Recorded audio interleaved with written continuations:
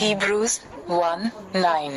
You have loved righteousness and hated lawlessness. Therefore God, your God, has anointed you with the oil of gladness more than your companions.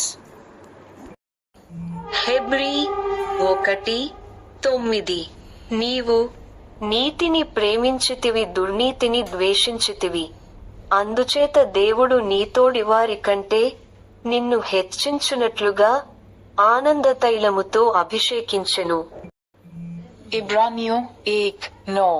तूने धर्म से प्रेम और अधर्म से बैर रखा, इस कारण परमेश्वर ने तेरे साथियों से बढ़कर हर्षरूपी तेल से तुझे अभिषेक किया.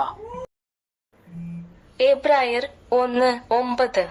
നീ നീതിയെ ഇഷ്ടപ്പെടുകയും ദുഷ്ടയെ ദ്വേഷിക്കുകയും ചെയ്തിരിക്കയാൽ ദൈവമേ, നിന്റെ ദൈവം നിന്റെ കൂട്ടുകാരില് പരമായി നിന്നെ ആനന്ദതൈലം കൊണ്ടു അഭിഷേകം ചെയ്തിരിക്കുന്നു എന്നും.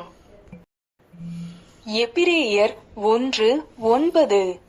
நீர் நீதியை விரும்பி அக்கிரமத்தை வெறுத்திருக்கிறீர், ஆதலால் தேவனே, உம்முடைய தேவன் உமது தோழரை பார்க்கிலும் உம்மை ஆனந்த தைலத்தினால் அபிஷேகம் பண்ணினார் என்றும்.